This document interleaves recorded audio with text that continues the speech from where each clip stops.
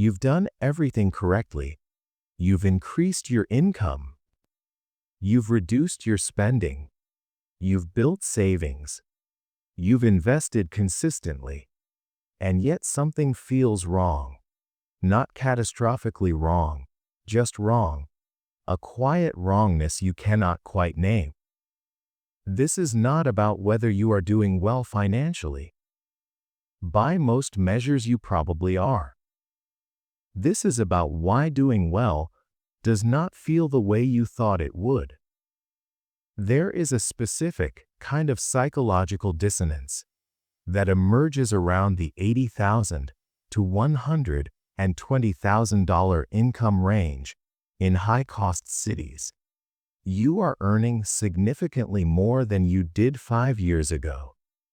Your bank balance has grown. Your retirement accounts show compound growth.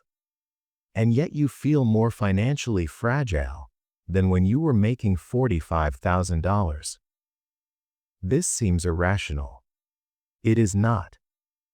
What is happening is that your financial progress has outpaced your psychological infrastructure. You have built wealth faster than you have built the mental models to interpret what that wealth means. And so you are left in a strange position, objectively secure, subjectively anxious. Most financial advice treats this as a discipline problem. It is not. It is a perception problem. Let me show you what I mean. When you were younger and earning less, your financial life had clear edges. You knew exactly how much margin you had. $20 mattered. A $100 mistake was visible. Your constraints were obvious. And that clarity, however uncomfortable, created a kind of psychological coherence. As your income grew, something subtle shifted. The constraints did not disappear. They just became invisible. You stopped asking, "Can I afford this?" and started asking, "Should I afford this?" That is a much harder question. It has no clear answer.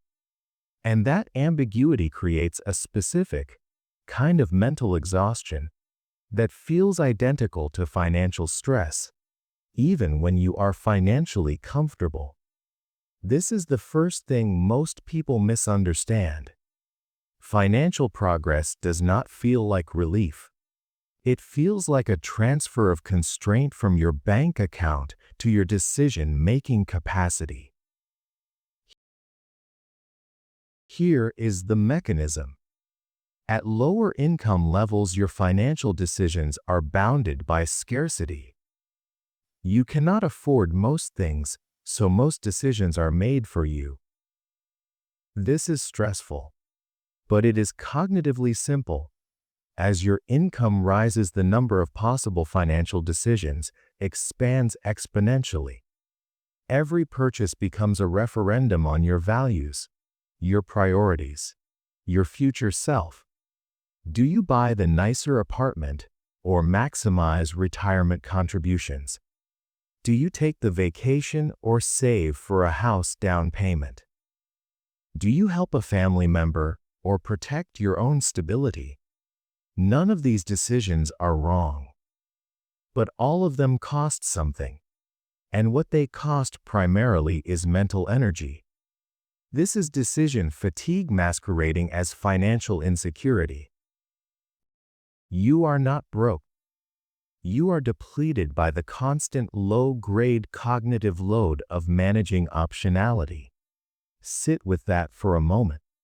The second thing most people misunderstand is the nature of financial milestones. You hit $10,000 in savings and feel nothing. You hit $50,000 and feel nothing. You cross 6 figures in net worth and feel nothing. Maybe a brief moment of satisfaction. Then a return to baseline anxiety. This is not because the milestones do not matter. It is because milestones are cognitive markers in a system that operates emotionally. Your rational mind sees progress. Your emotional mind sees vulnerability. And here is why. Every financial milestone you cross raises the stakes of what you could lose. At $5,000 in savings, losing your job means burning through your buffer in 2 months. Stressful, but manageable. At $100,000 in net worth, losing your job means potentially disrupting a decade of compounding. The absolute risk has decreased. The psychological weight has increased. This is the paradox of financial accumulation. The more you have, the more you have to protect. And protection requires vigilance. Vigilance feels like anxiety. Your nervous system does not distinguish between I have nothing and I have something I could lose. Both feel like threat. Let me give you a concrete example. You are 34. You are earning $95,000. You have saved $60,000 across retirement accounts and an emergency fund. By objective measures, you are doing extremely well. You are in the top 25% of your age cohort. You are ahead of most of your peers. And yet, when you imagine quitting your job, you feel terror. When you think about taking 3 months off, you feel reckless. When you consider a career pivot that might reduce your income by $15,000, you feel like you are gambling with your future. Why? Because your financial security is entirely dependent on continued labor. Your $60,000 buys you time, but not autonomy. It is a buffer, not a foundation. And buffers do not feel like progress. They feel like temporary protection against inevitable risk. This is why earning more did not make you feel safer. Safety in the way you intuitively understand it. It is not about having money. It is about having money that works without you. And for most people in the $50,000 to $150,000 income range, that is still years away. So you are trapped in a strange middle state. Too financially stable to feel urgent. Too dependent on your paycheck to feel secure. Here is the third misunderstanding. The belief that financial progress is linear. You imagine it working like this. You earn more. You save more. You feel better. A clean upward trajectory. What actually happens is this. You earn more. Your lifestyle adjusts. Your reference group changes. And suddenly, you are comparing yourself to people who are 10 years ahead of you professionally and financially. Your absolute position improves. Your relative position feels static or even degraded.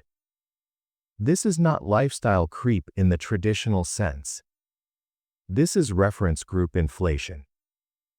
When you were earning $50,000, you compared yourself to other people earning $50,000. You went to their apartments. You saw their vacations. You understood their constraints because they were your constraints. When you start earning $95,000, something shifts. You are no longer in the same social spaces as people earning $50,000. You are in spaces with people earning $150,000, $200,000, $300,000. And even though you are intellectually aware that you have progressed emotionally, you feel behind. Because the people you are now surrounded by have second homes, or take European vacations twice a year, or send their kids to private schools, or have portfolios that generate passive income. Your income grew. Your sense of financial adequacy shrank. This is the part most people miss.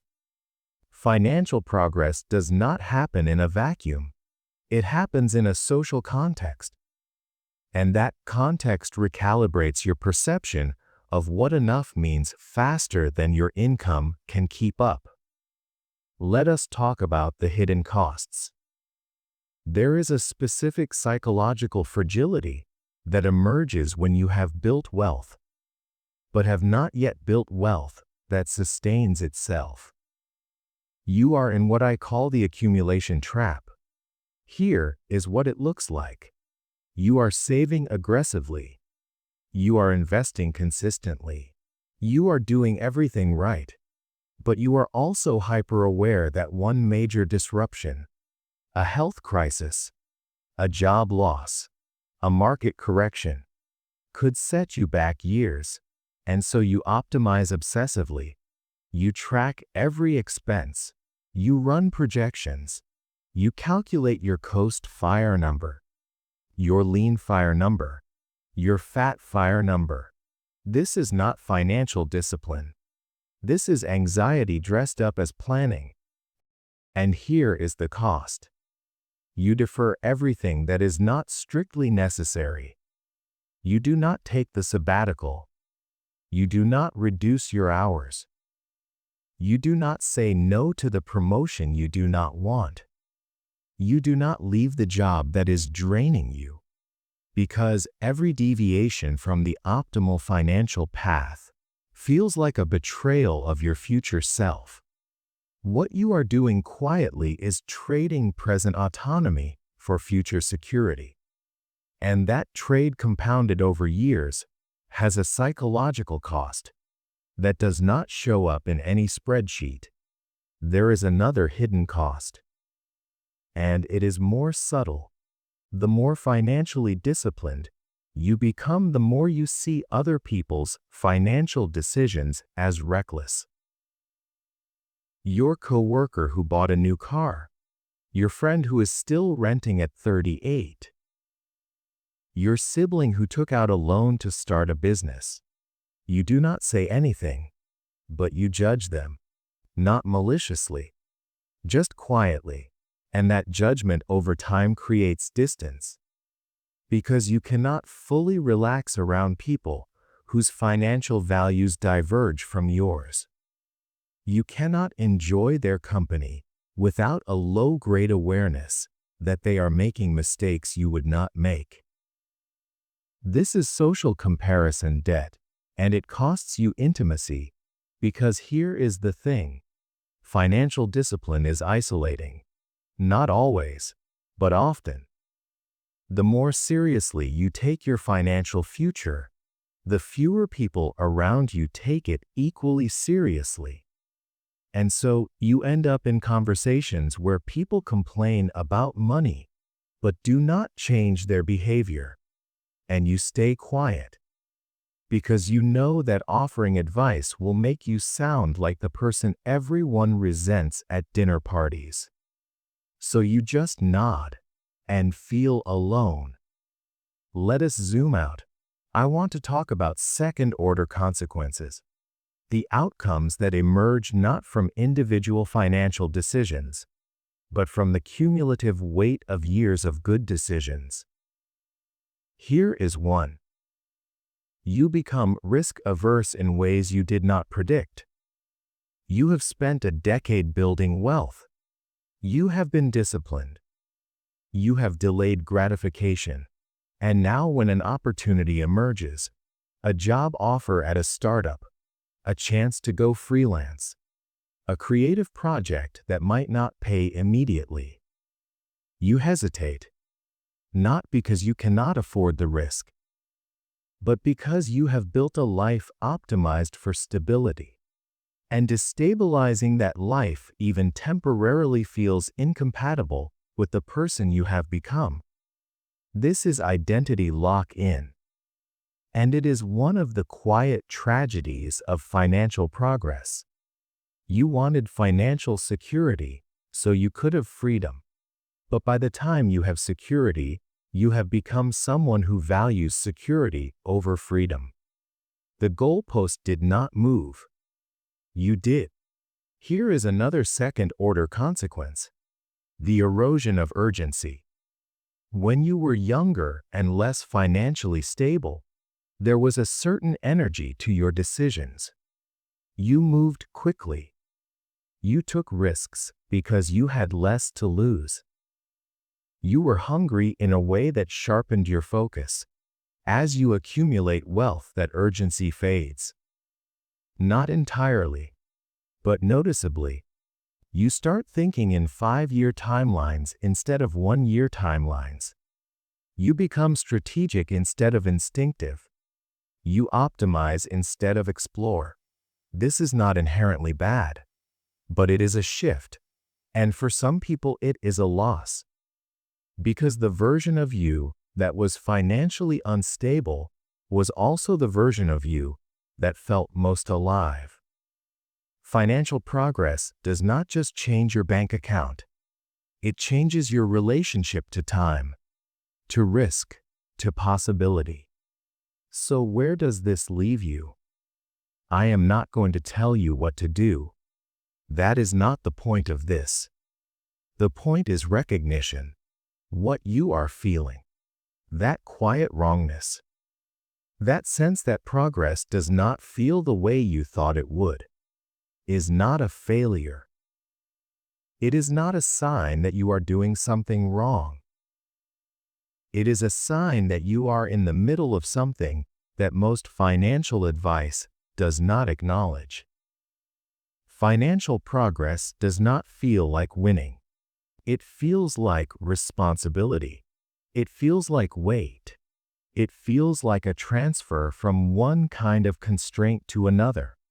And the people who understand this, who can sit with it without trying to fix it or optimize it or escape it, are the ones who eventually find a version of financial life that does not require constant vigilance, not because they hit a number, but because they stopped expecting the number to change how they feel.